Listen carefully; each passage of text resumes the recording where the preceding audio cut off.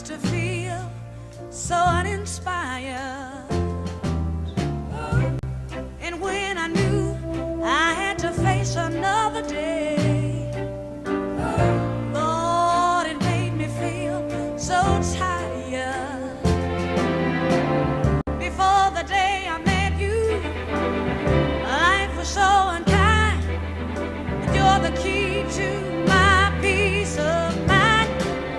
'Cause you make me feel, you make me feel, you make me feel like a natural woman.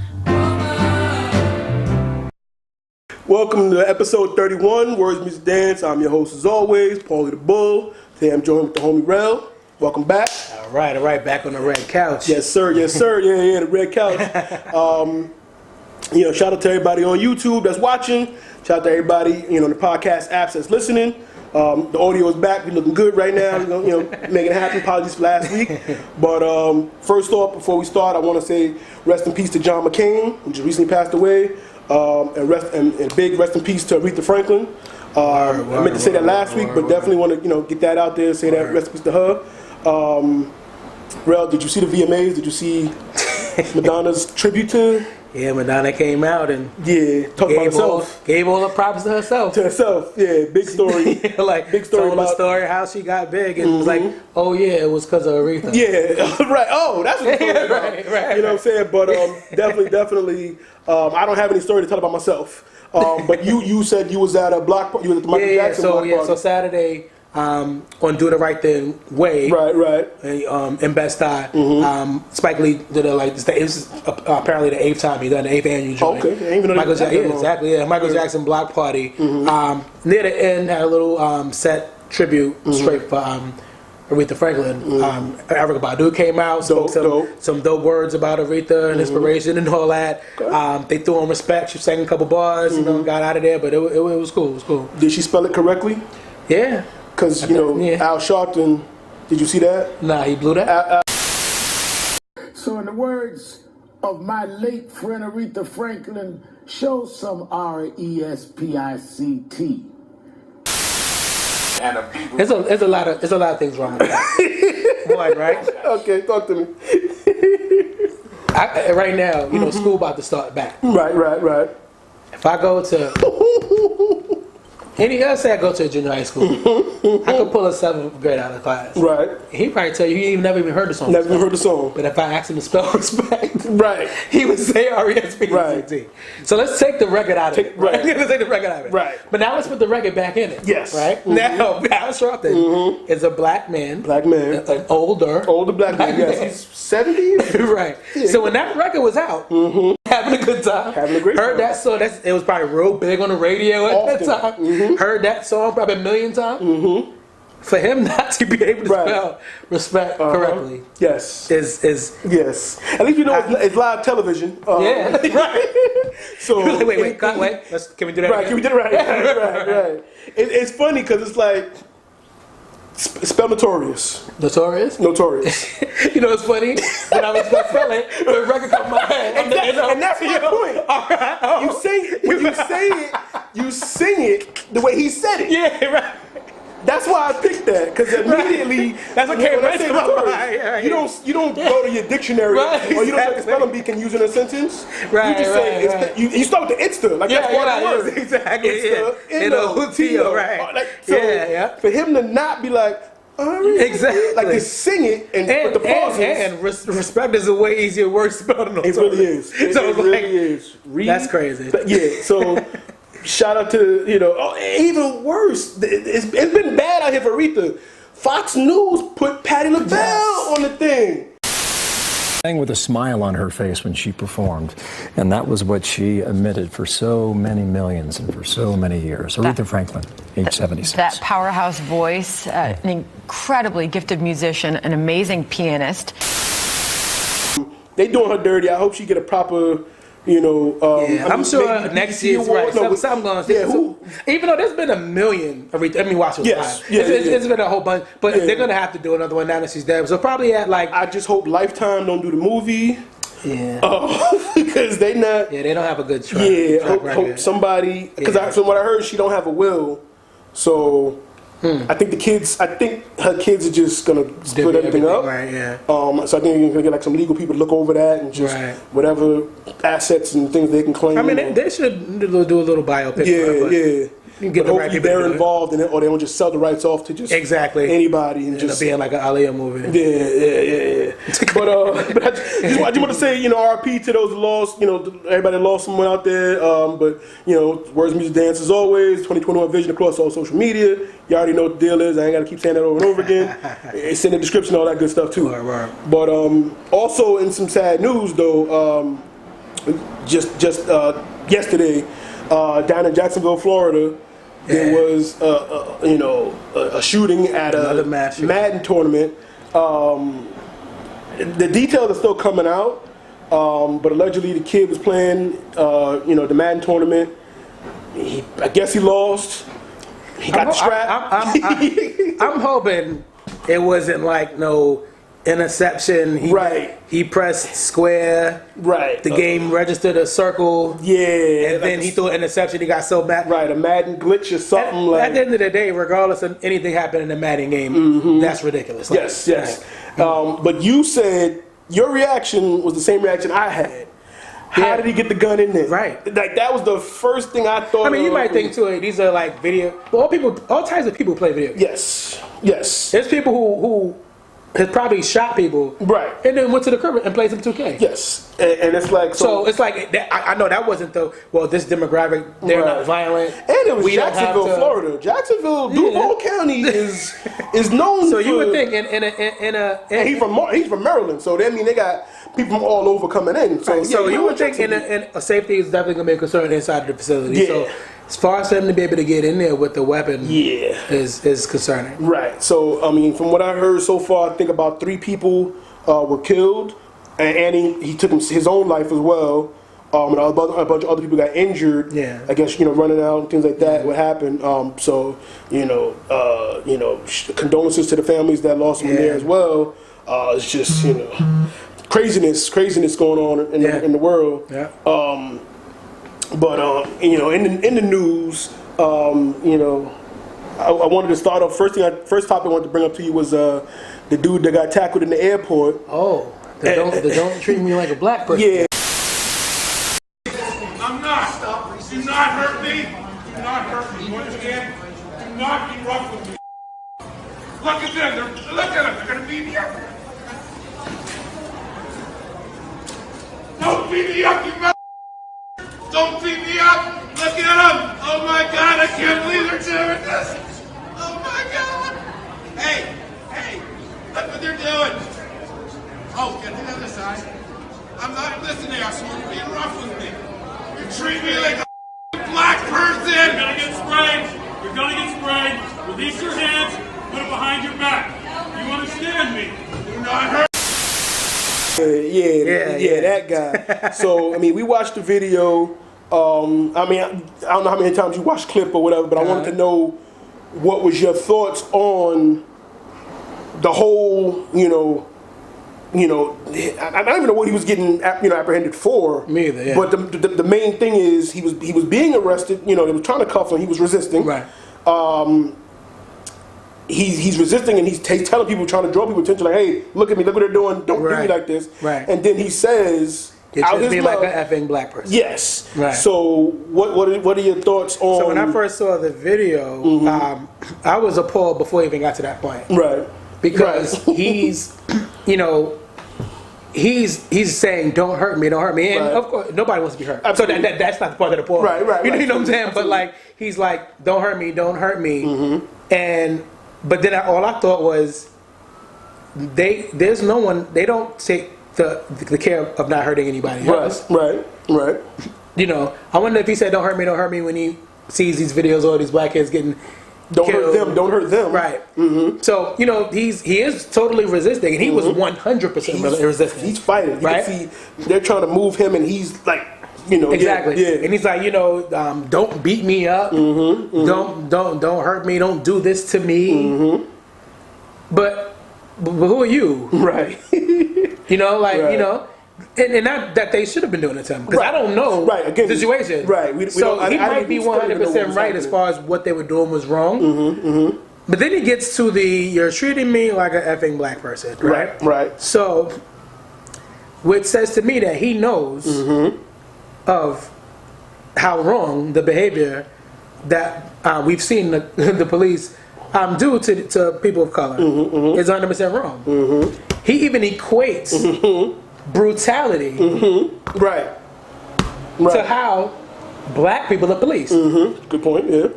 That's the same to him. He said, "You're treating me like a black person," Right. And he must think it's okay to treat black people like that, because then he wouldn't have. If he thought this was the wrong way to handle anyone, right, he would say, "You're treating me like an animal," right, something like that, or "You're treating me wrong." You're treating me right. You're wrong. He said, "You're treating me like there are people that you're supposed to do this to, right, and I'm not one of them." Right.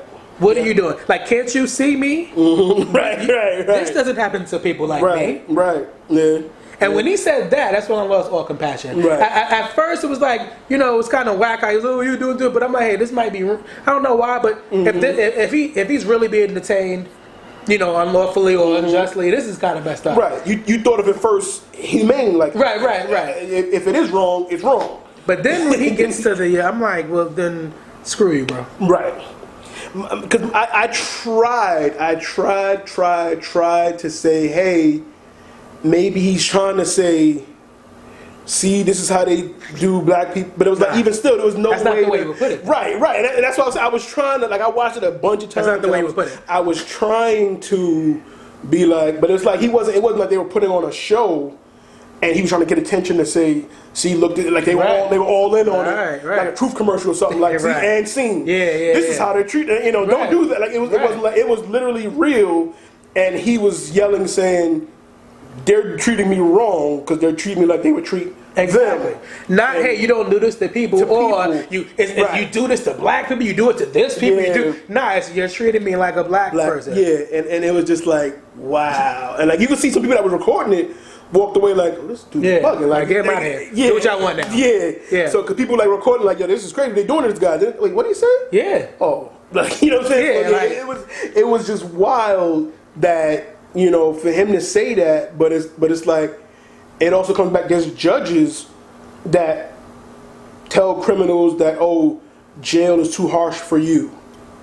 And talking specifically about white people or people of wealth, and like the affluenza kid a couple years ago, who they gave bail, and as soon as his mom paid the bail, they skipped the country. You know what I'm saying? So there's things like that where people of money and status and of a certain skin tone. Well, that's how that works. I mean, and that just goes to show that as much as things are misrepresented in this country, so they say jail is for rehabilitation, right? And we all just know it's punishment. It's punishment in general. When it comes to black people, it's to kill the spirit. Like, no matter how you want to put it. Right. But at the same time, it's hiding in plain sight. Because if I really believe it's for rehabilitation, there's not gonna be a certain group of people who I feel don't need to be rehabilitated. Right. You know what I'm saying? So like, if you did whatever crime you did, and you're a white person, jail can't be too harsh, because jail is what you need to be rehabilitated. Right. Now, if jail is cruel punishment, then maybe that might make me say, maybe I don't think that's for you. So that's really putting it out there, saying like, when we jail y'all, it's to break y'all down, take advantage of some free labor. Yeah. Right. You know what I'm saying? Because people forget that aspect of jail as well. It's a business. Absolutely. Privatized jails. Privatized jails are one of the, I can't even understand how people let that rock. Yeah. There's the product is incarceration. And the head count McDonald's sells fries and burgers. Right. That's their business. That's their business. The jail business is incarcerating people. Like, if you just listen to that statement. Right. How do you make money by putting people in jail, by housing inmates? Right. Like, that's just so that's like crazy. you said, even going that far, that's a side of it. This man was just being cuffed. Right. and resisting. They didn't use a weapon. They eventually pepper sprayed him. Right, yeah, chill, we're going to spray you. Eventually. Right, yeah. But they had to wrestle him to the ground. There was no chokehold applied. Nope. You know what I mean? There was always breathe. Yes. So even still, he felt he was being treated like a black person. He still got off a little no taser. Yeah. Like I said, pepper spray came a minute or two later. Yeah. You know what I'm saying? And that seemed like for them, they felt like, hey, what else we gonna do? Right. And it was about like if we're not gonna really beat his ass like we do. Yeah. The black people he's talking about. Right. Then we're gonna have to do something. Right. So you know, like let me give him a little banaka. Right. You know what I mean? So it's like even still, he got off a little bit lenient. You know what I'm saying? His arms are still free. Like he was still wrestling with them. Yeah. And that's a strong dude. Yeah. So again, when we hear we feared for our life, or you know, he was overpowering, things like that. It's like, all right, this man is wrestling about 3 or 4 officers himself, and even in that situation, ain't nothing about no reason to fear for them. Like, but that's a whole nother story. But like I said, I try. Like I watched it a few times. I tried to maybe say he's saying like, see, this is what the cops do. But it was just like, he talked specifically about him and how he shouldn't be done this way. Yeah, because he's not black. Yeah, so it was just like, but I really wanted to get your input on that. You know what I'm saying? You know, the video's there. Everybody else that's seen it, you know, comment, let me know what you think about it. Cause maybe I was sympathetic to homeboy. Yeah. Like maybe I if you can make us see a different way, but or maybe y'all feel that he's not black and y'all shouldn't. You know what I'm saying? Like, you know, we don't know. You might have all different types of viewers. You know, everybody has their thing. Right. But so comment, let us know. Right. Yeah. That's what it's all about. The conversation continues. So please put us on. And now a word from our sponsor.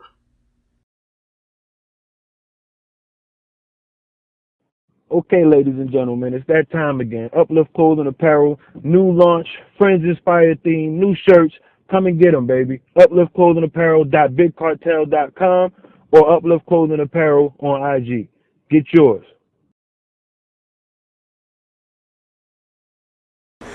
In other news, Skylar Diggins. Threw some of her NBA cohorts under the bus. let me get the quotes. I don't want to misquote her. And I used to Skylar Diggins is beautiful. She's come out of college. Like, she's an awesome young lady. Then a baller. She can ball. Absolutely. And my homie Jay signed in the Rock Nation Sports. I think she's Brand Jordan too, right? Yeah, like she's an awesome player. First and foremost, that's why we're talking about her. Right. But I think she's a little base. She called out Harrison Barnes with his stats and his, I don't want to say legacy, but his career, and basically pointing out how much he makes to the equivalent to WNBA players make. Now, everyone's entitled to their point of view of this. Disclaimer we both want to put out right now. Yeah. Matter of fact, let me say, because when it comes to this world in general, there's a lot of issues with gender inequality and stuff like that, and we're about to speak about this. Yes. And we have similar opinions. I'm about to let the cat out the bag, but you'll hear from us individually, obviously. But no disrespect to any women.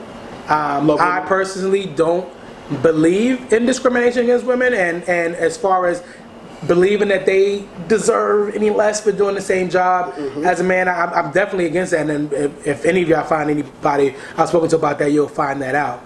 But I just think that, we're going to give our opinions about that. So I want you to know that none of us subscribe to that. We're just giving our honest opinions based on the angles that we're coming from, because we're coming from an extremely different angle than Skylar Diggins is. So I just want to preface that before we get into what we So with that being said, talk about your point of view on it. Okay, so you read like the comments? I read an article on Bleacher Report. Okay. About her, she didn't address Harrison Barnes or any player specifically. Okay. So maybe you did. I saw the video. I gotta find that. It was audio. I think it was audio. But that actually brings in my point even farther to light. I'll just give you kind of synopsis of what she's talking about in the Bleacher Report. So she's speaking in the Bleacher Report about how she's at a loss for words when she sees the differences between how much money the NBA players are making and WNBA players are making. She alludes to how NBA players are getting 50% of revenue from the league, and WNBA players get about 20. Some people say 25% of the revenue from the WNBA. She even made quotes that said how some men are getting paid more for doing less work, which I believe she means their roles on the team. You know, she's a starter. She's a star. Sorry to cut you off. Sure. I found another quote. So so Skylar basically said, "I'm the highest paid player on the Dallas Wings, and my salary is in the low six figures." Right, I did read this. Harrison Barnes, the highest paid player on the Dallas Mavericks, made $24 million last season. He's definitely younger than me. Do you know his stats? Was he an All-Star? I mean, it doesn't matter. But last year, I was first team All WNBA, which only goes to 5 players. I was also a WNBA All-Star for the 3rd time. So that was her. So that was her specifically pointing out Harrison Barnes, who's a bum. Is what she said. And you make it way more than me. Dare y'all tell me how many points he averaged? Right. When you calling out his stats, calling out his accolades, what she forgot to mention was he's a champion. He's a champion. And she's not a champion. She has not won yet. Okay. And he was a valuable part on that team. Not a knock. That's not a shot. Go ahead. But he was also not one of the 3 top of what we say. Steph. Yeah, he's Clay. not a superstar. Right. I'm talking about on that team when they won. When they won. Yeah. Clay, Draymond. Right. Iguodala. Right. He definitely was number 5. Right, of the absolutely. attributed players. He wasn't low on the depth chart. Right. Yeah. He wasn't coming off the bench. He wasn't a Zsa Zsa Pachulia. Right. He wasn't. You know what I'm saying? So the money he did make, it was the contract he signed after that was off that resume. Was off of that. Right. Exactly. And we all know that's how sports works. Absolutely. Your next contract is what you've done. Absolutely. And so on and so forth. So you're always playing for that next contract. Exactly. So go ahead. So I didn't want to cut you off. So, she also, like I said, that kind of speaks into the Harrison Barnes. She's talking about people who do less work, make more money. She's alluding to basically what she said. I'm a star. There's people in the NBA riding the bench that don't play. They make more money than I am. This is, if you know the way sports, if leagues go, how they make money, how players get paid, you can clearly see this is not a male and female thing. Right. I think people need to realize a couple of things. One, these players are employees of franchises, right? So let's say she plays for the Wings of Dallas. Right? So she is an employee. She does not work for the WNBA. She works for the Dallas Wings, whose owner is part of the board of the WNBA. Correct. So she gets paid. Her checks, for playing checks, comes from the WNBA. There's a collective bargaining agreement with the players' union and the league that says 20% of the revenue, not that the Wings make, but as the WNBA gets, goes to the players. Right. A similar collective bargaining agreement between the NBA players' union and the NBA says that half of the revenue the NBA makes goes to the players. Correct. Now, this NBA revenue comes from lots of things, from TV, from merchandise sales to endorsements, from sponsors, from products, from licensing agreements, from video games, from anywhere that you see representation, that they're getting money from that. Now, she also alluded to how much money she's getting paid. Not aside from the revenue share, she's also alluding to her specific salary because she brought that up against Harrison Barnes. In comparison, he's the highest paid on his team. Exactly. Now you're referring to how much money the Dallas Mavericks are paying Harrison Barnes. Right. Now, these NBA players are getting paid in proportion to what money their franchises are making. Correct. The Dallas Wings can afford nowhere near $24 million to pay one of their players. Correct. It can't even be done. They could have that wish in their heart to the fullest extent. The money is not there to do that. Correct. It just isn't. So Harrison, like you said to your point, Harrison Barnes, that when it came time to sign that contract, a couple of things happened. One, he just came up winning the chip. 2, there's going to be a new TV deal being made between the NBA and the networks, which is going to bring. If you notice that year, everybody started making ridiculous money. Right. Mike Conley was the first one to sign. They always everybody looked at his contract, was like, "What are you doing?" Right. LeBron purposely waited till that year to re-up with Cleveland because he knew he was going to get more money. Right. So these people are getting paid in proportion to the money that's available. The money the NBA makes, they say, look, we can afford to take half that rev and disperse it to the players. Correct. If the WNBA took that revenue and gave half of it to the players, they couldn't operate. Right. And they're at that point now where they've had to disband teams. They started out with 8 teams. There was a point where it grew up to 16 teams. Now they're back to 12 teams. It's just the money has to be there. The NBA makes money hand over fist. Correct. Like the NBA is right now at its largest it's ever been, and it's big everywhere. They've done great with international presence. I mean, it's huge. The NBA makes so much money. They're setting up London games, something like that. I believe, they're setting up London so. games. Next season, I believe, They're trying to play in Vegas. I mean, it's the money in the product is immense. Mexico. The NBA is watched everywhere. The merchandise is big everywhere. I mean, even the teams, the smallest markets teams, people watch those games. They go to those games. Correct. The NBA has teams. They have teams that teams don't even have to do well. If you're a storied friend, the Knicks, the Knicks are, if not the top, they are the most the highest value friend, and my Knicks haven't been good, and I can't remember what. So it's the 79, 70s. What was the year that won? Oh, they won. No, they was good in the 90s. Right. In the 90s. Well, the last time they won was 73. Again, right. They came and back. And the last time they was like good was with Amari? No, 99. When we was the second seed.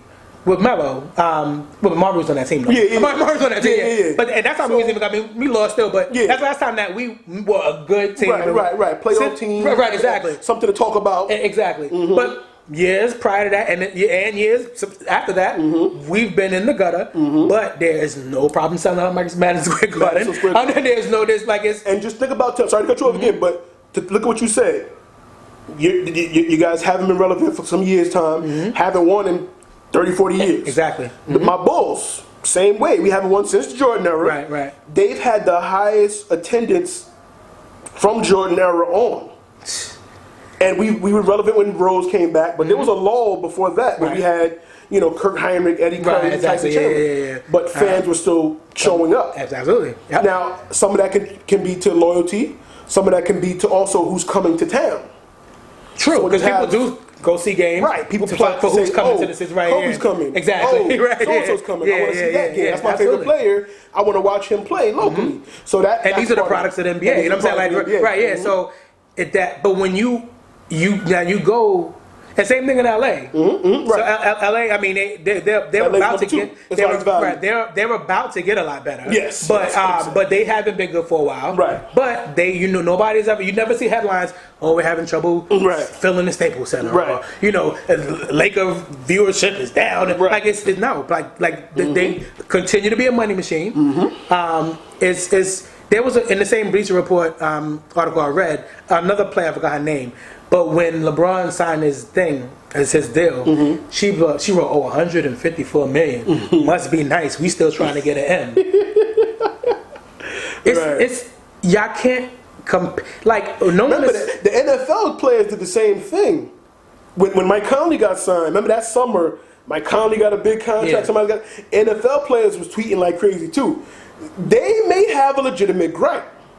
Yeah, because NFL ain't no slouches when they come to. Now the argument with them is 16-game season, right?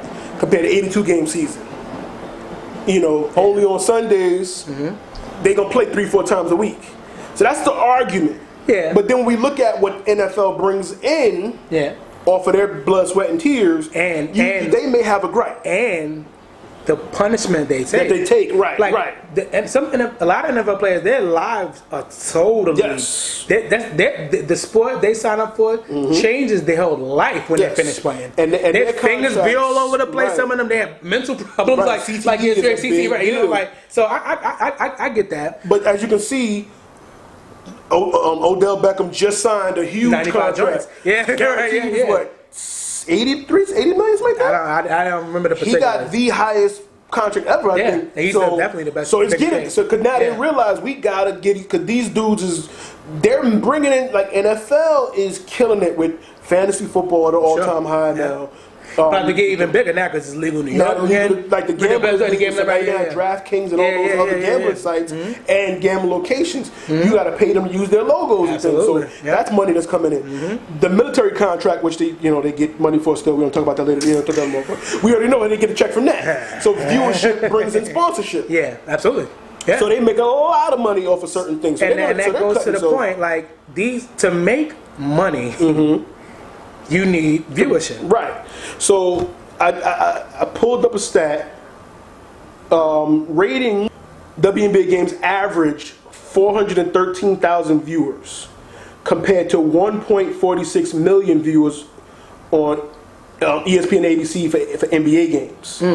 So in comparison, they do pretty much 1 million plus over them. And since then, it's if you think about that, though, they said ESPN ABC. Right. That might be a little That's unfair. not even counting TNT.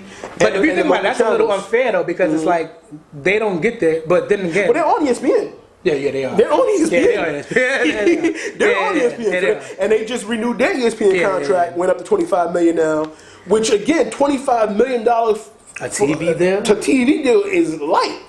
And again, it can be attributed to they don't play as many games. Their games are shorter. They cover the summertime. And the actual games are shorter too. And the season and the games are shorter. However, that just goes to show you how much money is being made. They're only making $25 million on a TV deal. You can't pay someone $25 million. That's one check. Well, Jack out off the deal. Harrison Barnes, he made in a year. So fine. Let's say she's not looking for $25 million. Yeah. She might want $8 million. We can only afford to do that for 25 players. It's 100 and something of y'all. Look. So no. The case in point is the issue is that people don't watch the games. Right. People don't come to the games. People don't come to the games. Right. The New York Liberty no longer play in Madison Square Garden. They play in the Prudential Center in New Jersey. And most of the teams don't play in their local arenas. They in the big arenas. They play in the smaller venues. And it's a circular thing. Because some people might say, well, then why is that? Why don't people see the games? But Madison Square Garden is not going to continue to host those games. Right. Or you're not going to be able to, if nobody comes to them. They could be using that time. Just look right now. If let's say the playoffs are going on right now. The Liberty not in the playoffs. But if the Liberty win the playoffs, Liberty game there or Drake and Amigos? Because the Drake and Amigos sold out all weekend. A finals, a WNBA finals Liberty game is still not selling out the Garden. You can get tickets for that today. You can get tickets for that a minute after tip off, 5 minutes after tip off. I've been to a couple games. These are not jokes or shots we taking. No. It's just like that's some jokes though. But I mean, it's realistic. But these are not digs. It's just that the money is not there. Like if people need to come to the game, people need to watch the game. Absolutely. It needs to be a draw to make money, to give money. It was 2008. The Charlotte Bobcats at the time was in the playoffs. Me and my godbrother drove my sister down there. She had just moved down south to Charlotte. Shout out to the family. We was down there, and the Bobcats were playing the Magic, I believe, in the playoffs. Okay. We like, yo, see if we can go to a game. Right. That might be sold out. Let's just check out. They like, where you want to sit? Pick one. Pick a spot. Because that's that market. They were the Bobcats at the time. Yeah. This is before the Jordan deal. Right, exactly. Before Jordan Kim took over. This is before Time Warner. I don't think I don't think the Hornets, even though they're not good, but I think if they became good, that would be a possibility. They got swept. I think that year they got swept. That game we went to. They got blown out. Right. But the point is, when the product is not bringing in people, right. And that's when they had Jordan. That's when it was up for sale, and Jordan took over. Time Warner took over the arena. Now it's Spectrum Arena, but Time Warner took over the arena. Money had to get involved to change some things around. And you look at the product, like the game, and the Hornets' value is near the bottom. You know what I mean? So they low on the totem pole of, and that just goes to show I you. would think the Sixers would be worth more money than that. That's interesting. I mean, they've been trusting the process for so long. You know what I mean? They haven't really brought people in to the building. But market is also a big deal. True. Yeah. Which is why a lot of WNBA teams relocated. Like there's only since the inception 20 years ago, 21 years ago, 2021, only 3 teams that were left from then are still in their same location. LA, New York. LA, New York, and I think Washington, I think, or something like that. Other teams, other teams moved or just folded.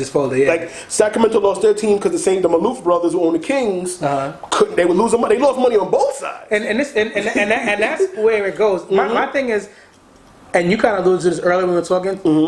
The players that are making these gripes, this stuff that we saying, they gotta understand that. Yeah. Like we're not geniuses. Like we're pointing out that y'all want money where there's no money. There's no money, right? You know what I'm saying? So because you can't just say because they're getting it, right? But your budget is different, right? So it's like both has. But I think they're just trying to bring. There's a lot of movements out as far as women employment, empowerment and stuff like that. So I think now they're bringing something else to the conversation and bringing that, and that's cool. But you have if I might want to give you right now $700, right? But if I go into my stash and there's only $550, right? There is no way I can give you $750. Exactly. So they don't have that money to pay what it is. Now, a few things for y'all to get more money, the product would need to improve. Like, I mean, I don't watch many WNBA games. A lot of people don't. But I'm sorry. That's what I'm trying not to do. I'm sorry. You know what I'm saying? Like, but like a few of those came into mind, and I said, leave them back there. That's not what we're here for. Let the jokes fly. Let them fly. Right? Let the jokes fly. He's like Antoine Walker out here. You know what I'm saying? Exactly. But I watch the games, and to be honest, I love basketball. I love basketball. I go to the park and watch little kids play basketball. You know what I'm saying? But the game is not really exciting. Like the product that they put out. They're playing hard. I give them that. They're talented. But you notice, right, when you watch a men's college game and you watch a men's NBA game, you see stark differences in the game. Right, stark differences in the systems and the way things. When you look at the difference with a women's college game and WNBA, it seems like it's the college 2.0. You know, and it's not an overly exciting brand of basketball. Right, and it's not because they can't play, because they know the game. They can definitely play. Absolutely. And it's not like they play the wrong way. I mean, but like. The sport is truly, I mean, not the sport, but the product is not really exciting. Now, to me, and apparently not to enough people, because they're not watching it when it's on TV. They're not buying tickets. They're not buying. Skylar Diggins brought up talking about how they're not making any money off their jerseys. Right. How many of your jerseys are selling? Right. So if I'm not selling that many of the jerseys, that profit I'm getting, I gotta keep that. Right, that's business. Right, that's business. Right, that's just numbers. That's just now when LeBron just got a Lakers 23 jersey. Those are I'm gonna make so much money out there. Yes, half of that could go. Right. I can afford after I get that half, my pocket is still like this. Right. That's true. You know, so like that's just business, and I think. These women, if they don't realize it's just business, they need to speak to some people who can put them on. But I don't believe it's that. They're just looking at, they're in a sucky situation. And you just look at the league, like I found this out today from you that they're losing teams. What other businesses, what other employees of business have you ever heard? Go in their business, see their business losing ground, and complain, hey, we don't get enough money. What's the last person you know? A disbanding draft. Like, you know how we've seen in our lifetime expansion draft. They had a disband. Like, they like, all right, you got to go to that team because your team won't hit them. So they had to divvy up players. That's crazy. Yeah. So like, who sees that happen in their company and expects, who sees that? This Christmas bonus is gonna be popping. Right. You know what I'm saying? So the owners are actually losing. Like, people forget Because they just think the 3 letters NBA applies to both. It doesn't. But it's like they got a stand for the same budget. They thing, got a but that's budget it. for that, and they got Sure. a budget for that. So like I said, the Maloof brothers, for example, the Sacramento Kings are making a certain amount of money, whatever. But you're just straight losing with the Businessmen, the Monarchs. People need to realize businessmen is nice and cool. They want to do these nice interviews and go on Shark Tank and put money in, beside these things. At the end of the day, they deal. Mark Cuban does. He deals in dollars and cents. Right. His heart belongs to the dollar. So he goes, look at this situation. It makes me money. All right, then I can fuck with it. Right. Oh, look at this situation. It's losing money. Get it out of here. Right. I don't care what it is. I don't care whose families is into it. Right. I don't care whose livelihoods depend on it. Right. It's making me lose money. Get it out of here. Look at Disney.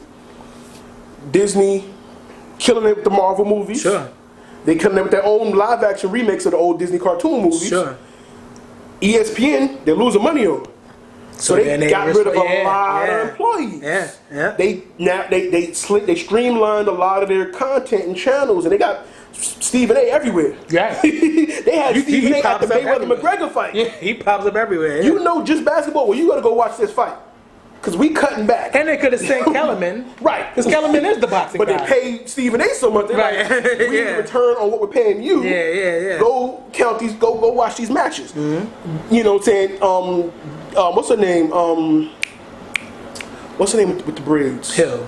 Yeah, Jamel Hill. Because she they just bought her out. Yeah, Oh, they bought her out. Now see that's tricky. But they not feeling her. Right. That's what I'm saying. They calling it a buyout.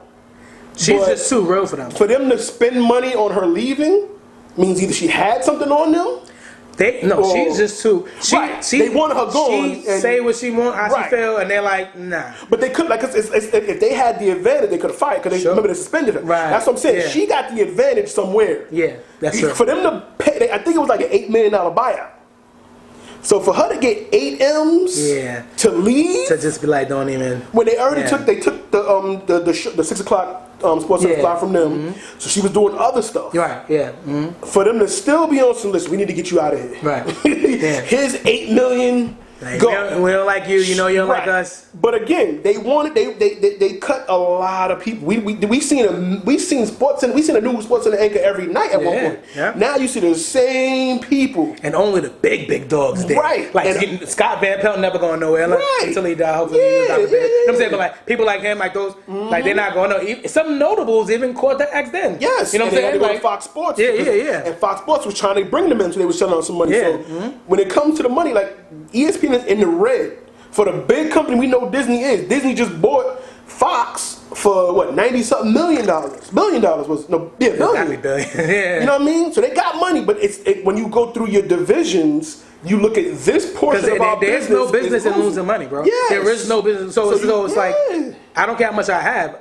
There's nobody like I'm rich, so I can lose some money. Right. So that's why I say when it comes to let's say Dolan and them, they own the Knicks, they own MSG, they own the Liberty. If I'm taking a hit on putting the Liberty in Madison Square Garden, I got to move them somewhere else so I can use the Garden to make me some money. Absolutely. So I'm going to send y'all to the Prudential Center while we got Drake the Migos, we got UFC fights in here, Bruce Springsteen going to sell out whenever his name was on the billboard, Billy Joel. Right, yeah. We going to use the Garden over the summer for them because we can't waste our summers on this product that's not selling out. Absolutely. And that's just common sense. That's just business. That's it just sucks business. too. Like it really does suck because what I was saying earlier too is that I loved when the NBA came out, the WNBA came out because then it gave opportunities forever men have been able to, play basketball all their life, play in high school, go to college, then they could play, might not play where they grew up, but at least they could play in the country they live in. Right, in the country. That was the main women thing. to make money, they had to go play in Spain, here, and whatever. And for the most part, they still do. Right. But they want to make real money, right? They wanted the WNBA to grow. And in 20 years, it's not growing as fast as they expected. Right. So again, like you said, if they're not making the money, every company wants to see a return on the investment. Even when we get hired for a job, absolutely. If I'm paying you 20 an hour, you got to bring me 100 an hour, whatever the exactly. because I got to pay you, keep the lights on, bring in the product. I got a profit. You know what I'm saying? Right. And still put the money in my pocket. Exactly. Right. I'm here to make money. Yeah. That's what it comes down to. She even alluded to, Skylar Diggins alluded to. I was just about to lose it. It was on the tip of my tongue. But she alluded to something about how yeah, you made me lose it. It'll come back to me. Whatever. Yeah. Like I said, the comparison is a false equivalent. You know what I mean? Like I said, if anybody has a gripe, the NFL might have a right gripe. You know who has a gripe when it comes to women, female versus men? Who? Tennis. Maybe. This is why I say that. Go ahead. Right? So, one, there is no difference in draw between women and male tennis players. Right. There is no difference in draw. With women games get center court, men's games the female stars in tennis are, and even if they are a little less big, is marginal. Oh, that's true. Right? And they do get paid significantly less than the men do. Yeah. Now, people will throw this. They play a shorter game. Their games only go to 3 sets, where max for a man is 5. Right. However, back in the Billie Jean King days, they was fighting against that. Right. And said, yo, we'll do 5 like the men. Right. It was the tennis association was like, nah, y'all do 3. So now, don't throw, we only play 3 in our face when we want more bread. Right. In my opinion, that draw is the same.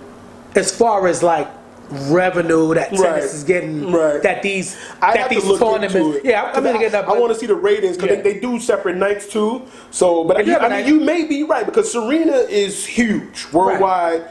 She's huge. I don't know if number 2 is you know what I'm saying, is she big? Well, like the I'll men? definitely say this. If the men have an argument, they might have more of an argument now. If we think back to them when we was like we were in high school, when it was the Monica Seles and the Steffi Grafs and when you could reel off as many females, Kornikova, exactly right. At that time, they probably have a way more legitimate beef. Then, and they look better in their tennis outfits. So they're definitely the people who are watching. Well, I'm sorry. I'm just saying. I'd rather watch women's tennis than men's tennis because they beefing now with Serena about her wearing and it was for medical reasons. Right, because it's like a compression outfit to keep her blood flowing. Yeah, exactly. And, you know what I'm saying? So and they tight. Yeah, because they like, look, oh my God, Becky. Exactly. Look at her butt. That's what it really is, you know what I'm saying? But I'm sorry. Yeah. But I mean, I still think like they and my thing is too. There's more, in my opinion. There's more stories in the female game. Yeah. You know what I'm saying? Like there's more stories, come ups and stuff like that. But even if they don't have a legitimate beef, they have way more of a beef than these WNBA players. For sure. I think a lot of people. I think like I was saying earlier, UFC compared to boxing. You know, it can't be either. The viewership has tilted. Yeah. Boxing kind of is on the decline. Boxing is even giving more ESPN fights than they're giving pay-per-view fights these days. You know what I'm saying? They got the Saturday Night Boxing on ESPN. You see that more frequent than a pay-per-view. Nobody's bringing in pay-per-view numbers anymore. Whereas UFC is pay-per-view killing it. And they in the Garden now too. They're starting out the Garden. They finally got the license to fight in New York. So they killing Madison Square Garden now. So. And they're still not. Dana White got that on lock. He reaps majority. I don't even know what the percentage is for them. But as we can see, McGregor's biggest payday was when he fought Mayweather. Match. And then after that, all other UFC fighters were just calling people out. And they was like, I'll fight Mayweather. I'll fight Paulie Malignaggi. I'll fight anybody. You know what I mean? For them checks, I'll fight anybody. Yeah. You know what I'm saying? So they may have a legitimate, like I said, the NFL players might be able to say a little something because their viewership is the Super Bowl is still the #1 viewed TV show every year. You know what I mean? College sports, the Rose Bowls and all those bowl games, top views every year, and they bring in billions to the schools, and their coaches get millions, and they get tuition. You know what I mean? So, and again, they're trying to figure out a way to do that, but it's like they're not really trying. Or they need to stop fronting. It's not as complicated as they make it seem. They need to stop fronting and start paying these kids. Yeah. You know what I'm saying? So if anybody got a gripe, I would say it's them. But let me ask you, do you see a solution to make the WNBA more viewed? Because it's a catch-22. Right. If you say make the rim lower, they're gonna be like, well, we can play the man's game, and it's like, but if you make a see, that's the thing. It's accommodations to me go against the argument of equality. Right. You know, I mean, that's what I'm saying. It's a catch-22 because the 3-point line is closer. Right, but it's closer in every level as well, though. What you mean? Like, I'm saying it's close. They play their 3-point line is closer than the NBA 3-point line. Yeah, but even in college, isn't it closer than the men's college? Yeah. Right. Yeah. So I mean, that's just, and that is all has to be all just physicality because you know what I'm saying. Like, but that's what I'm saying. If you go on the rim, you might get more dunk. You might see some alley oops. But they can throw alleys now. They won't get dunked. Right. They get laid up. You know what I'm saying? You know what I'm saying? But I mean, but I don't. I think. Do you see anything that could? But see, like I said, it's the catch-22 because we think about what we like about watching men's. Right. Whether we like the teams or not, just about the way the NBA game is played, what we see, right? What excites us? The Clippers at their highest was Lob City, right? You know like things that we see, like we've always been enamored by. You know, intricate dunks or powerful dunks, great passes, deep jump shots, crossovers, like all these things, and you know, women crossover. Absolutely. You know what I'm saying? And they shoot jump shots, whatever it is to me. But I mean, just like the power in the game, even though it's not much left of that left. You know what I'm saying? But you know, it's a lot more flopping and right. You know what I'm saying? But like, there's a lot that we see in the NBA that doesn't come there. But it's like, is that possible to come from the female game? My only foreshadowing and only thing I think that can save it, because like I say, they're 21 years in, so they're like kind of on pace where the NBA was at 20 years old.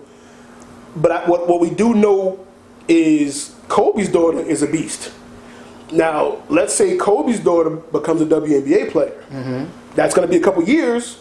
She might draw some attention to the league that they may never seen. She could be the savior. You think one player could be? I don't think it'd be one player, but I mean, maybe a generation. Like I said, the 20 years, the spark that the women had got the league started.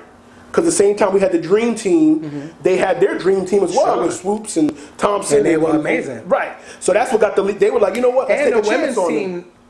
international wise, never fell off. They never lost. They've never like the men for a while was like, yo, what y'all doing? And AI and them lost. Like, yo, what's going on? Right. You know? So that excitement of their women are great. Yeah. They should get a league. That got them a league. Yeah. So it got them the league. People watched, and then it was like, all right, what else they got? Like, so I think they need, because marketing is what brings views in. So if somebody has a storyline, like I said, as much as we get tired of hearing it, and Skylar also mentioned, ESPN will tell you what LeBron had for dinner before they show a highlight, but LeBron's name rings bells. LeBron opened up a school, and people didn't realize, well, Jalen Rose opened up a school a couple years ago.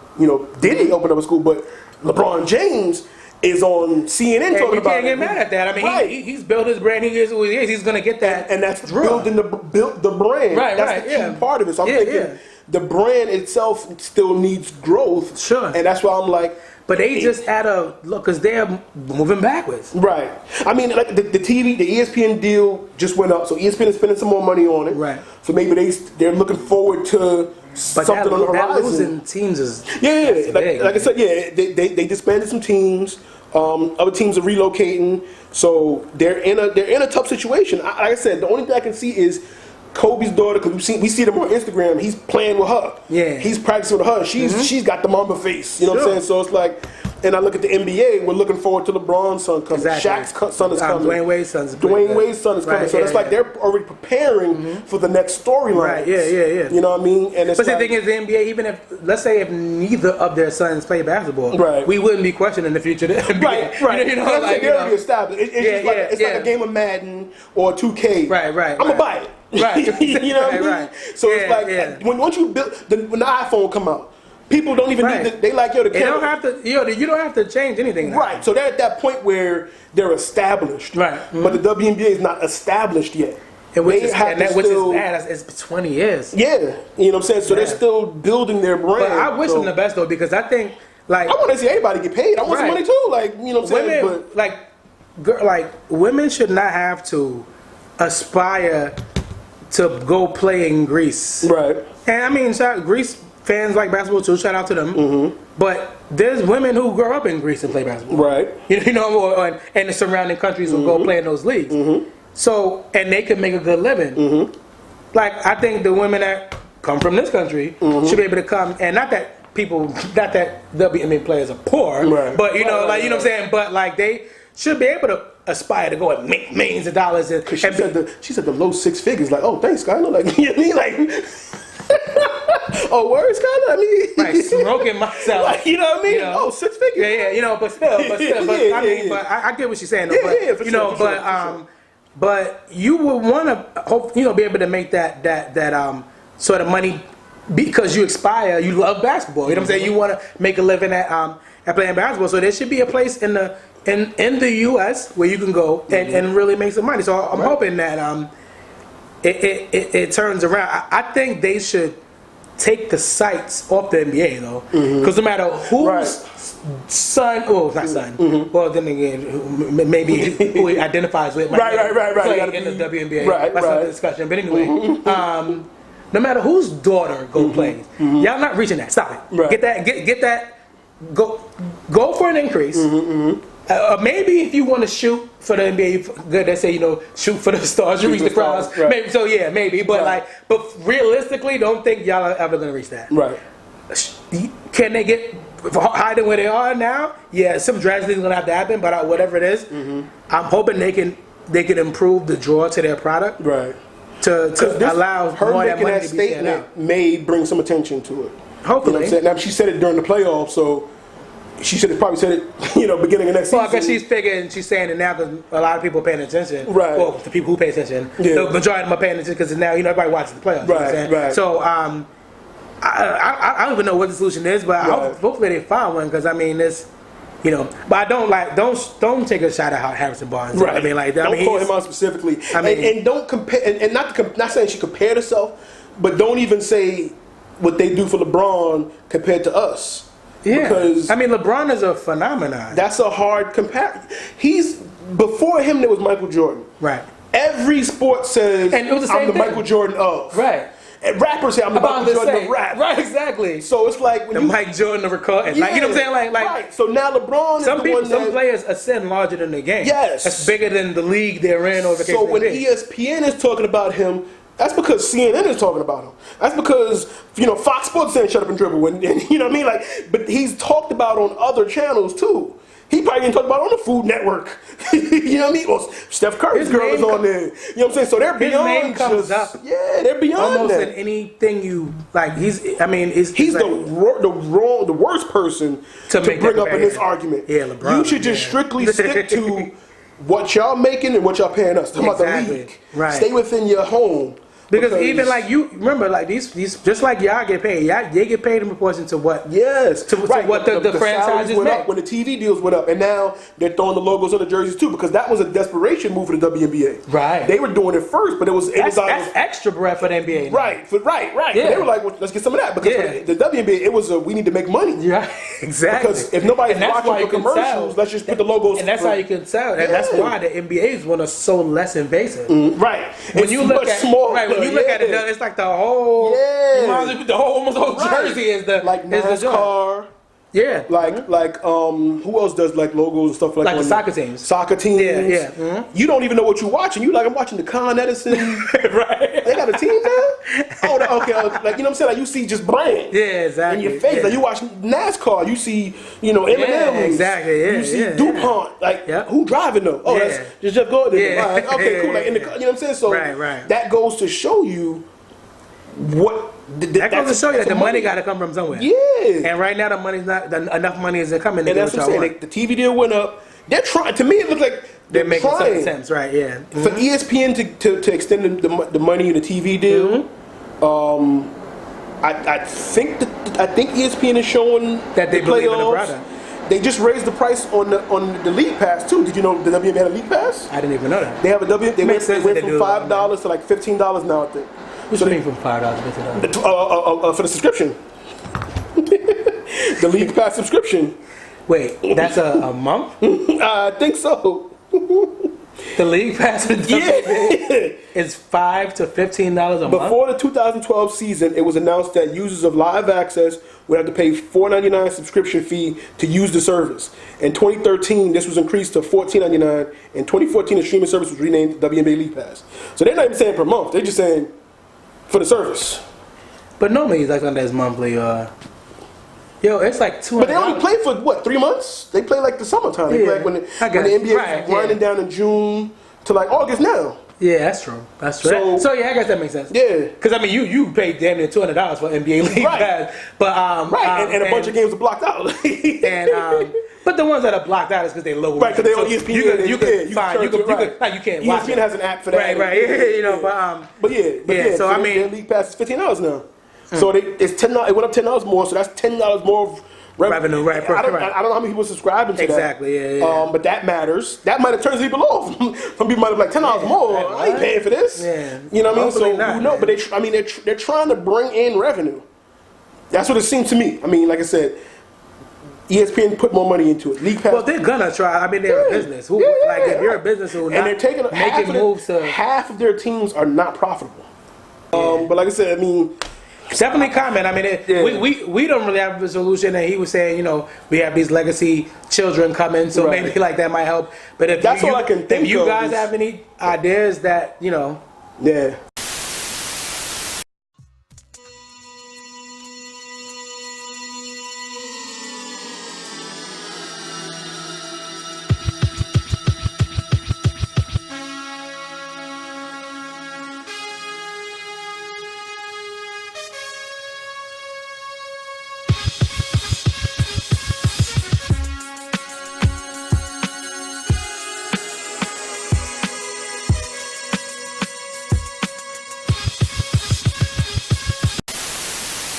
Did you watch Power last night? Did I watch Power? I watched it last night, once today. Spoiler alert, when this comes out, if you haven't seen it yet by then. Listen. This is for the Power Police. Another Jarrell rant. This is for the Power Police. Okay.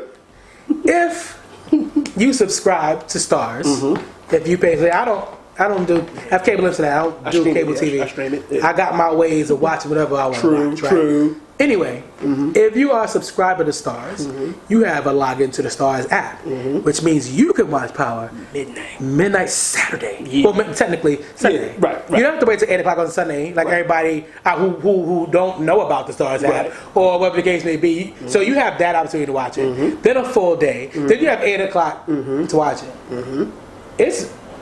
It's more than 20, a little less than 24 hours from when Power ended on its airtime. And by the time this airs, it'll be Wednesday. So. Right, exactly. By the time you're watching this, it's going to be days. It's time travel. Right. By the time this is aired, it's going to be days from that. Yeah. It is not our fault that you decide that you're going to want to wait till your day off to watch Power. Right. You have the right to do that. Don't get me wrong.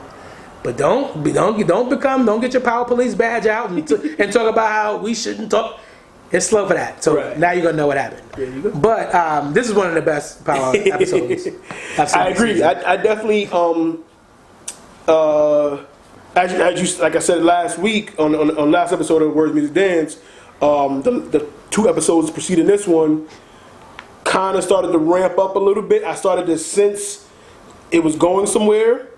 And we had a week off. I didn't catch it Sunday night, but I caught it on Monday, and I watched it, and I was like, okay, this is getting crazy. And the last like 10, 15 minutes of it, I had to adjust to my seat, and I'm like when something get intense, you're like, where's this going? It started to cut kind of fast. It's showing you what he talking about, what this is, and I'm like, oh. And then Kanan, so we gonna go there. Kanan in the shootout with the police. Now, rewind. The episode focused kind of on Kanan a little bit. They were talking about him. You know, he was at Tommy's crib when he came in.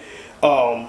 You could see Tasha had her plan to put it on him. When Ghost was like, "Nah, we need to put it on Drake." He's like, "Nah, F that." And then Kanan's in the car with Tyreek, and it's like their conversation. You get the sense of something's going to happen with this, right? Because he's like, yo, you know, Tyreek's like, yo, you killed your son. Yeah. And he's like, well, you know, he wasn't like you. He wasn't strong like you. Yada yada. He's like, but how could you kill somebody you love? And I only watched it once, so you probably can quote it better than I did. But he was like, how could you kill somebody you love? And he said, yo, so most people say you ain't a real killer until you do. And the crazy thing about that was that might have put the battery in Tyreek's back. Because Tyreek really fucked with Kanan. Yes, right. And that's why he might have been torn. Yeah. Because at that point, his mom already had a conversation with him. I'm jumping all over the place. I'm sorry. Yeah. But at that point, him and his mom was like, "You gonna choose him over me?" Right. And again, they cut it before you heard her say, "Okay, here's the plan." Right. But it was more of a, we don't know what is he gonna do or not. So he might have been torn. But Kanan telling him about making sacrifices, or you're not a real killer until you kill somebody you love. Right. In his mind, he might have been on some. So then I know what I got to do. Right. You know what I mean? So it was just a crazy episode with. But then like at the end, so you do see him like I think they foreshadowed the next episode where he's basically telling him like, look, I killed my friend for y'all. You know what I'm saying? Like, you know, like to protect. Right. So, that's why I say that line was very important because he didn't pull the trigger, but he killed his somebody he loved. And it was a weird father-son relationship. And to the point, did he really kill his friend? Because he goes and when Ghost arguing with Tasha, Ghost didn't like the fact they did that because he knew his son was in danger. Right. He knew Kane's not gonna lay down for no cops. And then, you know, so but Tasha not even thinking about that. Tyreek knew it too. Because remember, Kanan said, I'm not going back. He said, I know. That's the dialogue, the writers did their thing. This was a great episode because the writers did their thing. The dialogue with between them. Remember the Italian? Yes. How they, but then what he said? It was their bond. The focal point of the episode was Kanan and Tyreek. So it was like, and that conversation in the car, him grabbing the gun when they gave him the fake toy, it was like, it was their. You ever watch Walking Dead? Yeah. It was a Walking Dead episode when you can tell who about to die when they're the focus of the episode. And I didn't really pick up on it because I'm used to it, The Walking Dead. They've been on for like what 9 seasons, 7 seasons I think. So at the point you get their rhythm, but Power threw me for a loop because again this season started off a little slow. Yeah, it did. You know, it picked up, but in this episode I didn't catch it until the sirens came on, and I was like, ooh. Yeah. And then that's when I started to reflect on the conversation they had in the car, and like I said, him teaching him how to. But the whole thing they had, he's like, yo, move. I need you to move this, da da da. Yeah.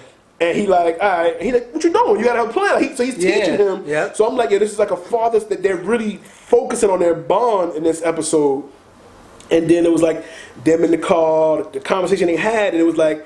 Tyreek's face got focused. And he was like, you know, I ain't going back. And he's like, I know. Yeah. So he was already prepared. He was as prepared as he can be because he's not of that world. So he didn't. He didn't when them shots was bucking. He's like jumping every time because and he was scared. Like I mean, who's to say? Kanan already killed one of. He said to him in the car, "You like the son I never had." Right. He killed his other son. Right. Who's to say? And who's he lucky? He ain't killed Tariq and shoot the windows out or whatever. And that's the crazy thing too. But I think too I think Kanan had that respect, like he made a gangster move, bro. Like so, and I think he reflected on the conversation they had, and he was on some. I see what you did. Yeah. And when Tariq was when he asked, "Are you being held against your will?" Tariq gave him the head nod. Yeah. You can see 50 ain't even get tight. Right. 50 is like, yo, just take the kid. Right. Like. Most people would be like, yo, are you serious? Right. You know, it's 50 was just like, remember LL Cool J in Too Deep? And he was you ain't no cop J. You ain't no cop J. Reed. You ain't no cop. Right. Yeah. And instead, 50 was just calm. It was like, at that point, he knew, all right. Yeah. I'm not going back. Y'all take him over there. Right, exactly. I'm going to deal with y'all. And that's the thing, too. It's like, that could be looked at as like, get him out of harm's way. Right. Because it's about to get popping out here. Right. So you know what I'm saying? So and that's why he was talking. He's distracting the dude like, yo, don't put the cuffs on too tight. You know, and he knew as soon as my moment, and then it went out. That scene, like I said, I'm gonna watch it again. Yeah, you know what I mean. But it was like this has been the episode because for the longest, like I was saying, I don't know where it's gonna go because Kanan dodged death. He was burnt up, came back. He dead now, bro. Yeah, he dead now. He dead. You know what I mean? And it was like. like my boy Kev said, it was like, yo, he was on every episode this season. Yeah. You know what I mean? So and the thing is, I had a feeling he was going to die this season because he was on. I seen a YouTube clip of when he was on The View, the Channel 7 show. That one with Whoopi is on all. Yeah, right. Yeah. He was a guest, and he was saying how he's moving on from Power. So he was like, "Oh, a wise man told me when you get good at something, you know, you move on to the next thing, whatever." So I'm sure. I mean, that's his production company, so I'm sure he's gonna be involved. Right. But as far as appearing on the show, right? You know, he's moving. So I figured, like, okay, then they're gonna have to kill him then, or either that, or he's gonna have to do another disappearing thing where he like, which I don't think they would do that come twice. Back. Right. You know what I'm saying? So I'm like. So I'm like, yeah, they're gonna kill him somehow. Yeah, I didn't know. I didn't know how it was gonna happen, and I thought maybe it was gonna be a thing where like, I thought Tasha was gonna kill him, which indirectly she did. Yes. But I thought that like was gonna be a thing where like the last thing she was gonna set him up, like you know, call him over, say I got something for you or something like that, and then that's what I thought was gonna happen. But do you think this was a more fitting? It was more fitting, even though I couldn't help but feel it was wrong. Right. You know, like y'all could have set Dre up, but but when you told me we was gonna talk about this, I figured I was gonna ask you this question: who do you feel is more responsible for the path that Tariq went down, Dre or Kanan? Man, I mean, choosing between them two only? Like, between them two I think there's a lot of factors. No, I think there's a lot of factors, but I'm saying if we could only look at Dre's contribution, Kanan's contribution, which one held more weight for him, for the direction Tariq took? I think Kanan. Kanan, I mean, Tariq let it happen. But Kanan, Dre, you mean, right? I mean, Dre because he knew he was going there. He just knew, he was aware. But Kanan was doing it. Like Kanan took him under his wing. I say Kanan too because too a lot of stuff that Dre was letting rock, he was under pressure. Right. 50 was showing up to his crib, right, with his daughter. You know what I'm saying? Like, he was doing a lot of stuff. You know, he was working for 50. You know what I'm saying, for Kanan, and so I think a lot of stuff that Dre was doing, he wasn't a lot. Remember, he was giving Kanan a little pushback on certain things that Tariq was doing. You know. Right. So I mean, but he just that's why I say Kanan. Because again, we don't even know Kanan's motive still. Right. That's what upset me about him dying. Because then remember, he's also trying to take over Tommy joint. Right. Tommy never found out that he was trying to do that. You know. Like, so it was a cleanup kind of thing. You know, with the script writing, it cleaned up a lot. Cause like I said, there was a lot going on. Right. It tied up a lot of ends. Cause now they're gonna just put everything on him. Right. Just that man did it.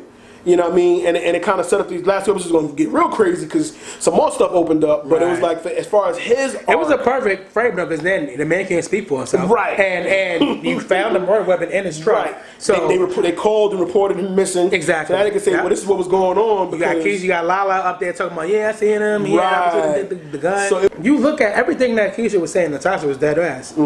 Like, yo, you don't fuck with my kids. Right. Right. You use my you was using my joint. It's funny. And she wanna throw the time. You gonna put Tommy going to jail? You wanna see that? Don't throw my man in the shit. But she said to her the same thing she told to her son. You gonna choose Tommy over me? Like she did the same thing. she told Reek, you gonna choose Tasha hustler, boy. Like, she's been doing. I mean, since season 1. Yeah. Ghost was trying to get out of the game. Tasha with the shits from day. Like she's like So she's always been, you know what I'm saying, playing all sides. And that's what killed me when she be like Ghost will use a motherfucker. Absolutely.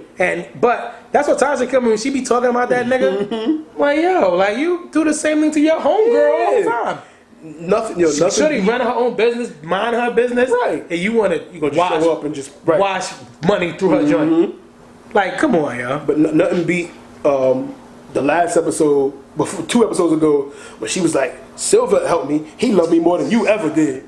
First off, I was mad when you said that. I'm like, why we doing all that? First off, Ghost don't give a fuck about who fucking you, shorty. He's like, that's why I thought it was unnecessary. He loved me more than you ever did. If I was Ghost, I'm like, all right. Cool. You know what I'm saying? Like, I'm gonna be mad. No, I loved you more. Remember? Right. Nah, I don't care about that. Next to the chick I showed up to when the priest told me to go back to what he said. I forgot he said, like, go back to the moment that you regret or something. Right. Regret, and he went to her house. He went to her. He ain't going to use the whole things I did. He's like, oh yeah, what's my biggest fuck up? Right. Let me hold her. Let me drive over the edge. Right. A couple times, because it was one when they was back in school when they was younger. Yeah. And it was again when they was going to threaten to kill her, and he had to force a break. So it was like she's always trying to get back to her. Yeah. So it's like, I mean, you throw that in his face, and I don't give a fuck. Right. And Silver was down until he found out. And then Ghost fucked the whole thing up. Right. Even that, when Ghost did that, I was like, son, like, why are you doing that? But my man. But I get it. Ghost know this nigga, he not about that life. Right. So I gotta put something else on him. Right. But he didn't think homie was going back. He was like, yo. He packed up everything. Because I believe Terry was going to hold her down, son. I think he wanted to. You think he would have, without the Ghost interaction, you think he still would have played? I think he would have held her down because he saw a relationship between them. Right. But once more factors got involved with she saying because she told him Tyreek killed him, right? At that time. At that point, that's what I'm saying. Initially, she said, I did it. Right.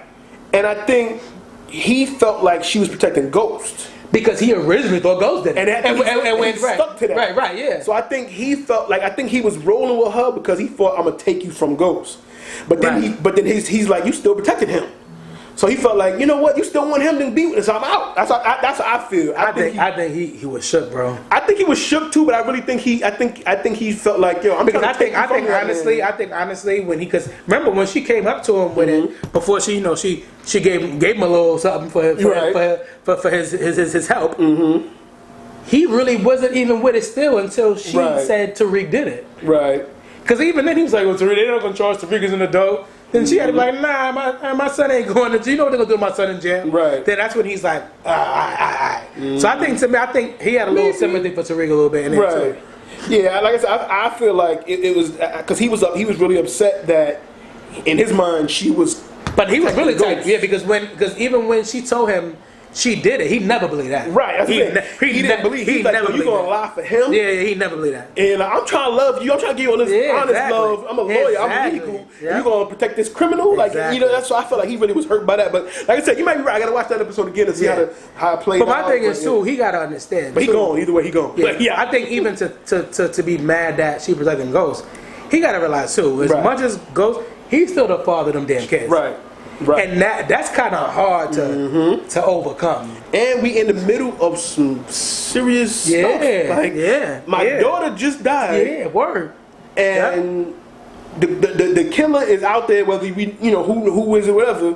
And they pinning it on us. You know what I'm saying? There's a lot going on right now for me to just be like, you know what, I'm going to run away with you. But you know what I hope this show does for people though? I think this show, because there's definitely families out there like the St. Patrick's in real life. You know what I'm saying? Now, just like, and people are not gonna like the fact that I say this, just like when somebody in Ghost's business and what he was doing, he has to be careful about the woman he chooses to be with. He chose the perfect woman, a chick who's with the shits, down with the game, understands how to move around people, how to move around police, and all that. Your kids, you could try to hide the game from them as much as you want. Right. All you're gonna do is you're gonna create Tariq's because it's gonna be certain things that you gotta hide from your kids, and that shit works up until a certain point. So your kids get older, they're like, yo, like unless you completely remove from the game, like no, if you got out altogether, but if you still got your feet in that life, that's what I'm referring to. You know what I'm saying, right? So if you still in it, your kids are gonna go smell like this stuff ain't adding up, and not even why they got money. I'm not even talking about those things because you could lie about that. Right. But certain things gonna start happening. It's like this is not this stuff they telling us. This is so you gotta be prepared for your kids to understand that life too. I'm not saying you tell them that when they 4 or 5. Right. But but I think honestly, if they was a bit more honest with Tariq, that would have for sure definitely would solve a lot of problems. Because it was the allure of they lied to me. And this is what they did, so I'm gonna do it too. There was a lot of factors into it. Because like I said too, it's like he's not about that life, so he's rebelling more so than anything. So he's still confused. That's why it was like, F you, Dad. But as much as people say he's not about that life, I think he got something in him though. Well, I mean, it's in him. He's not about that life in practice, and I think he needs. he's gonna need practice, Right. Because I mean, still where he is now, yeah, he got off a couple joints, but he's not ready to really. He's a quick thinker. Yeah. Like he faked the asthma attack. Yeah. But Kanan told him, don't do that this time. Right. That was just the security dude. That'll work for. Right. So he's still learning some stuff. But I don't know if it would happen if when they spun the block when he hopped out with that. If Kanan was like, now pop him. Right. He'd be like, now Terry gonna like, nah, he gave me the right. That you know what I'm saying? That's why I said he can do the face value stuff. Right. But like when they ran off, if Kane's like, get in the car, and they started chasing them. Then I think Terry gonna be like, yo, come on, man, they gave us what you doing. Like we don't gotta do this. And that's what I mean when I say he's a smart kid. Right. He went to a good school. Yeah. Obviously his parents both are very intelligent manipulators and they're quick thinkers. Yeah. So we see that's in them. Yeah. You know what I mean? But the street codes and rules he don't know. So he's smart enough to pick up the surface. Exactly, yeah. You know what I'm saying? He picked up how to get the kid. He was at his boy's house to get the code. Yeah. He knew how to create diversions. So he's quick. When they was dropping out of the school and the security joint stopped them. You know what I'm saying? He knew what to say. He knew to fake the asthma attack, and so he's quick. He's intelligent. He's quick witted and stuff like that.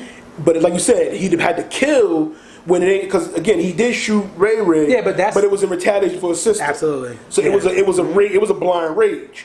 Killing this kid that just like you said just gave him stuff back. Right. Yeah. Okay, I won. Now kill him. Wait, what we done? Yeah. Right. Because the blood pressure started to come down. Yeah. He said, kill him, and you got to get the rage back. Right. Cool. Like we got it. Like so we don't know. But to end the episode, 50 premiered his song "Get the Strap." Yeah. Did you hear the song? Yeah, and I watched the video. So, I like the song. Right. Minus the 6ix9ine. Right. We thinking the same thing. We thinking the same thing. Because, like, it's not an incredibly lyrical song. But it's not supposed to be. Right. But the depths of the non-lyricalness that 6ix9ine took it to. So boom, rushed up, all y'all niggas suck my dick. Matter of fact, suck my dick with your mother's lip. Stupid, niggas running out their mouth. Y'all dead ass like I will punch you in your fucking mouth. Matter of fact, I'ma smack fire out you, boy. Are you dumb? I'ma beat the brakes off you, boy. Do some gas what I smoke, nigga. Nah, on this dick your mother choke, nigga. Like staying on beat. He repeated himself 100. Like how many? Yeah. Cause did you not remember what you wanted to say? So you kept saying the same thing over and over again. Every bar was his dick in the mom's mouth or whatever. Yeah. He's saying like stupid. Like how many times you gonna say that? Yeah. And how many and Casanova, 50, Uncle Murder, they wasn't talking about no dicks in no mom's mouth. Talking about getting the strap. They talking about the strap, all murder, gun talk. You talking about all this stuff you gonna do to niggas' mothers and stuff like nigga. Like shut up, bro. Yeah. So if they would have just took him out, gave each rapper some more time, more bars, right. It'd have been better. Or if you want to put another nigga in there, or let him just do the hook. God, don't involve him at all. I mean, because 50 likes it. And that's why Tekashi is his Tyreek. I know. He loves this nigga. I don't know why. I'm saying, let him. Look, we wrote this hook. Just say the hook. First off, each one of them niggas love this nigga. Yeah. Remember Nicki on Flex? Nicki loved this nigga. But why though? Well, I think Nicki loves him for the wave because she threw that song on her album to get more streams. That Fifi shit? Yeah. So after 2 weeks of her album being number 2, my thing is this. I understand that now we going on a 6ix9ine rant. I have a lot. So we got a rant, another rail rant. I got to make this separate section. The rail rant. Let's go. A lot of people, when it comes to new rappers and stuff, they tell me I don't like no new, and I don't like a lot of it. But I can't have. Imagine this, right? Imagine back. Let's say it's like 94, right? Reasonable Doubt. Ready to Die drops, right? And Biggie is rapping all types of silly shit, making a mockery of rap. Then he goes on a radio show and goes, "Yo, like, I really don't be." They asked him, remember the question asked, "Do you work on your craft?" He's like, "Nah, I really don't." Right. Straight dead ass too, like not even feeling bad. Like, nah, I really don't. Right. Like, yo, I really don't be saying. I just be. We be in the studio. I just be saying stuff, having fun. And then he started bringing out his raps, and then like, yo, I'm saying nothing. Like, that's just so disrespectful. About the Angie interview? Yeah. Are you serious about your craft? No, literally not. No. Seriously, no. Like, we go in the studio and we just be having fun. And then it's a hit. So you're Yo, not... bro, Pussy got that wet, got that drip, got that super soak. I hit that, she a Fifi, honey, and Kiki, she eat my dick like it's free. That's not even, what the fuck? Like, I didn't say, I didn't put no effort into that shit. But it has a flow, it has a Like, vibe. I know J. Cole just sits back, Kendrick Lamar sit back and be like, these kids. Like, you know what I'm saying? It's just like, imagine what Chaos one out here saying. Bro. He hate you. Yo. Yeah. That's just disrespect to the game. Yeah. Yeah. Like, to laugh at your own verse and say, yo, I said nothing on there. Basically saying, all y'all that's loving me, like, I'm letting y'all know, y'all are mindless. Yeah. I'm just doing anything, and y'all, I don't have to work at nothing. Yeah. I don't have, even the rest, like, I don't listen to the Migos, right? But, to their credit, to me, they can rap as an exercise. Like, flowing and Right. and whatever. They can stay on a beat. Right, you know what I'm saying? Yeah. So the mechanics, they work at that. Whatever. I mean, all the songs, I can't tell the difference between Migos songs, Right. one from the other. Right. And I don't like any of it. Right. But they're doing something when they're recording music. It's a technical simplicity. Right, exactly right. Because it's not complicated lyrically, but you can't drag. you can't just drag somebody like as simple as Migos sounds. You couldn't just take a nigga off the street, go in there and rap Walking Like I Talk It. Right. It's not gonna as simple as Walking Like I Talk It sounds. They're gonna fuck that up in the booth. Yeah. Because it does take some sort. You know what I'm saying? But and they have to perfect that. Right. This nigga's out here talking about. Yo, and I don't even work on my and proudly saying it, but then saying I'm 9 for 9 and this and that. Yo, somebody that's bragging about how well their music received, how hits they make. I can't take that from you. Yeah. If you made the hits and people streamed them, you did that. I'm not even mad at that. I'm not, but like. For you to that's just disrespect the game. To me, I don't say how you could love music, love hip hop, right, and be cool with that. Yeah, I agree with you on that too. Like you can't be cool with that. Like that. So I already didn't like him. Once I heard that, I don't never want to hear this nigga voice again. Or no, I love Jay-Z. Right. If I had Jay-Z got 6 on the record, well, he's on Made in America. He's gonna be there for the concert. Okay.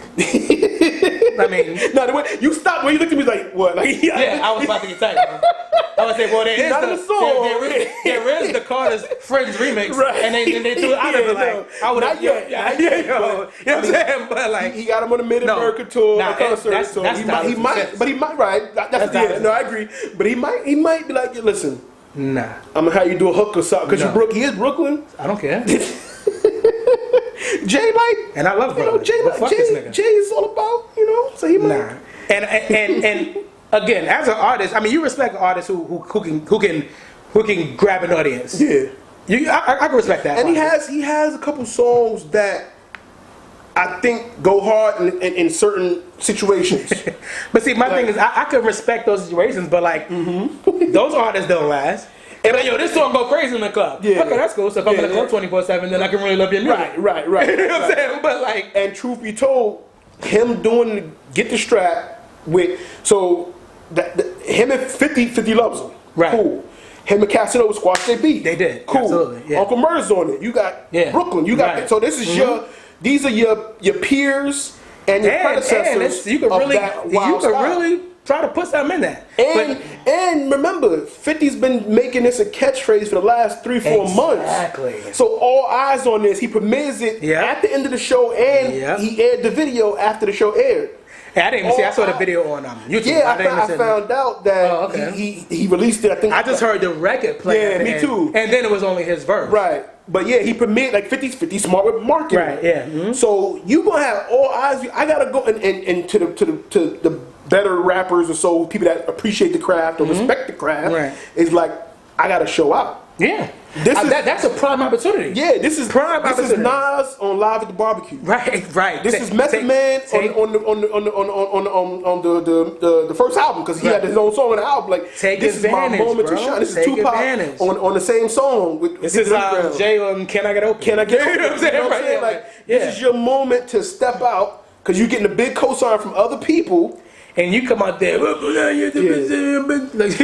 video is great. Yeah, he's hanging out the car like the Joker. I thought that visual part was fire. Was dope. Him hanging out the cop car straight in NYPD. I thought that part was fire. I'm like that's all dope. you gotta do is write the verse. Exactly. 50's giving you the alley oop. Yep. And you gonna JaVale McGee. Because to be honest, bro, you're on that phone. Oh, you're on that song because 50 fuck with you. Yeah. There's no so way. out of respect, yo, Fifth, I'm gonna thank you. There's no way that these three niggas made the song and then Uncle Murder was like, yo, you know what would be dope on this? Right. That did not. You cannot pay me to believe that happened. 50 said, I'm gonna put 50 was like, yo, just let y'all know, I'm putting my man on, bro. And they was like, fuck it, we gonna. This is a good look for us, right? Casanova is like, you know what I'm saying? We pieced it and out. so he's like, Casanova, we pieced it. I'm not gonna even. Right. It's gonna seem a little salty to me to be like to oppose it. So and Uncle Murder's established. Casanova, Sure. he's established, but he's still newer. Right, yeah. So it's a good look for all of them because 50 is, and he permit the song. It's the catchphrase of the summer. Absolutely. The hashtag see, again, of the summer. I didn't see that he premiered on the thing. So yeah, when I saw it on YouTube, I already see from the description. Well, yeah, I don't know if he permitted it on the channel. I think he just like on his Instagram or something like that, probably announced it and said. So when I saw it before I watched it in the description, I seen 6ix9ine was in it. Right. So already that took away some of the, you know, because I mean, not that I even listen to Casanova or like that, right. And you know, but I like they are like. What's that Casanova song that's so fucking hard, bro? That video the video with all them street niggas in it. Damn, I can't. But it's a hard record. I know you're talking about. Like, and so like and I don't expect him to get too low either. But he bring that pretty raw. And that's what I'm saying. He's amongst those same guys, but he just showed the difference. Because even with the aggression and the hype, they still give you something. Right. So that's why I could mess with him. I'm not saying I'm not going on my Spotify and listen to a Casanova album. Because it's not even quotables. Right. But they're But when I see he on a record, I can listen to it. Right. Same thing with Uncle Murder. Uncle Murder, he's trying to get more mainstream now. Yeah. You know what I'm saying? He's trying to like. Didn't he change his name? And now it seems like he's back. It was Lenny Gray. Lenny Gray, right? That's his real name. Right, yeah. But now I think 50 told him go back to Uncle Murder. Right. On this song, go back to Uncle Murder. Right. But I could mess with Uncle Murder. You know what I'm saying? So if but I see 6ix9ine, I'm like, oh my god. Yeah. And I was thinking sort of what you said. Hopefully this nigga just do the hook. But then he started. I'm like, oh my god, man. And I was like, they gave him the perfect videos, the visual, the treatment is right. Like the colors, everything was looking good. He riding around in the police car, like it's dope. It's crazy. It's crazy the following that 6ix9ine have though. He got this video where him and his people took over the whole Utica Avenue A train station. I'm like, 6ix9ine to do that? It's he gets them young. It's the internet era that we're in. You know what I'm saying? Because same way he's recording it for his video, they on live recording they snapping their Facebook live, their IG live. Yeah, it's just he's making money from it. They just there. You know what I'm saying? So it's he just happened to catch a wave, or he found you know what I'm saying, he's using it to his advantage. My thing is you to do that at Utica Avenue train station. Yeah, there has to be a conversation with the police. Has to. And I think there is. He fronts like there's not. You can't have all these niggas is climbing over shit. Yeah. Taking over the whole train station. Because he says that he trying to shut us down, but they can't shut us down. You know what I'm saying? Because they can't shut you down because you shook their hand and said, "Look, you said here paperwork between 11 and 6, we're gonna be doing these videos. Right. I promise you, we're not gonna. It's gonna be cool. But we might pull out some guns. I promise they're not loaded. Right. We just go. Please leave us alone. It's a rap video. I promise you, by 6, we're gonna be out of your head. Right. You cannot take you. First off, there's no dead A train station. Right. The A train is the ridership on that train all night long. I don't care what time. You took the words of my mouth. Yeah. I don't care if you did that 2, 3 in the morning. You can't take over that train station without the police, you might be able to get 5 minutes of time, maybe. Right. Somebody gonna be like, nah, yo, it's a bunch of kids in there. They making it playing our music, da da da da da. And then they hype and aggressive, yelling balls. Right, exactly. They keep saying something So about there had to be I don't know what Treyway is. So there had to be some conversation with the police to let that rock. But I have no respect for him as a rapper because he doesn't have a respect for the game. Yeah, no, totally agree with you. Let us know what y'all think. Check out the video. Yeah, matter of fact, let us know what you think. People who, and this is always my question for people who like these artists who I can't fuck with. Right. Right? Tell me, like, what y'all really like about them. Yeah. What draws you to their music? Because most of all here, they get me hyped. Right. Okay. People like to be hyped, I guess. Of course. You know, you want to turn up and. But who feels like that all day? Right. If I'm heading to work 7 in the morning, right? Who feels like that all day? I'm not on some Treyway and you get on the train. But think about this, right? Yeah. We have rappers coming up. Yeah. Onyx, MOP. Who got you hyped? Yeah. Busta Rhymes. But they was rapping still. Yeah. They was still rapping. Yeah. They weren't Nas lyricist level. Right. But they were putting something into what they was doing. Right. And they were on beat. Yeah. I don't want to stress the right. They were right. But they were putting something in. They were working. They cared about what it sounded like and what they were putting out. Right. And they still got you hyped. They wouldn't tell you or tell Angie. Yeah. I wasn't even saying nothing. Yo, when I wrote this, I just woke up. And laughing about it. Like, yo, I didn't even say nothing. I wrote this shit and I thought this shit was dumb as fuck. But the label said my album had to be done by 12 o'clock, so I sent it to them. You know what I'm saying? Like, yo. Yeah. And then laughing like it's okay. Yeah. And it's niggas who can't get a deal. Not as fuck. Right. Struggling to get the exposure, working hard. You here talking about, yo, I just like, So what do y'all like about him or whoever your favorite artist is these days? Because there's a lot of little youngs and colorful hair and little D's and young D's. What it is? What about them? You know, the last young nigga I liked was Jeezy. Young Jeezy. Everybody after that was young and I don't know. Yeah. But once again, bro, yo, it was a pleasure. Yes, sir. Yo, if you disagree with anything that I said today, I think that's cool because we all learn from each other, and sometimes I don't know everything, so he might say something and I get a different perspective. So my social media, Instagram, is at J_UNEEK. I'm sure during the editing he's gonna pop that up anyway. Yes, sir. But you would send me a DM saying, yo, that joke you made about Skylar Diggins is foul, or I love 6ix9ine. He'll out rap Pusha any day. You know what I'm saying? Like if you get that DM, screenshot that, let me know. But I'm gonna put that person on the show. Like we gotta talk. But like definitely, I love to have that type of for sure that banter, that dialogue. So hit me up. Comment on this. I'll look at the comments on this video. And maybe we do that because we all here to get a perspective from each other. That's what it's all about. It's conversations. We just agree, disagree, or whatever. But I mean, it's just what's going on, what we're talking about, and as always, the conversation continues. A 2021 vision across all social media. Yo, I gotta get on the show with your man. Yeah, man, you had on 30. Oh, Kev. Yo, Kev. I gotta get on the show. You get called out. Kev, you don't like nothing, B.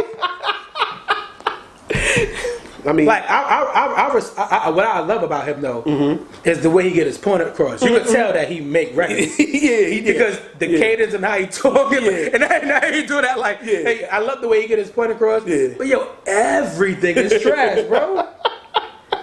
So Kev, you don't like nothing. Challenged. You love Nicki though. He said Nicki's the greatest female rapper of all time. And Nicki out here mad that she ain't #1 and talk about shit. She should have watched episode 30. I'm gonna send that clip to her DM. I got fans. Like, you see, my fans love me. I'm the queen. But it's out there, Kev. I want to do a show with you there though, because I definitely be digging the energy, but you gotta like something, bro. We're gonna make that happen. I got a couple team ups we gonna make happen. A couple people have said the same thing, like, yo, when so also saying, I want to talk to this person. So I'm working on that. Scheduling is thing, but I'm gonna make it happen. Thanks for watching. If you enjoyed the show, hit the like button, share it, tell your friends about it, let them know what's going on. Also, hit subscribe and the bell to be notified when new content is loaded, because there's much, much more to come.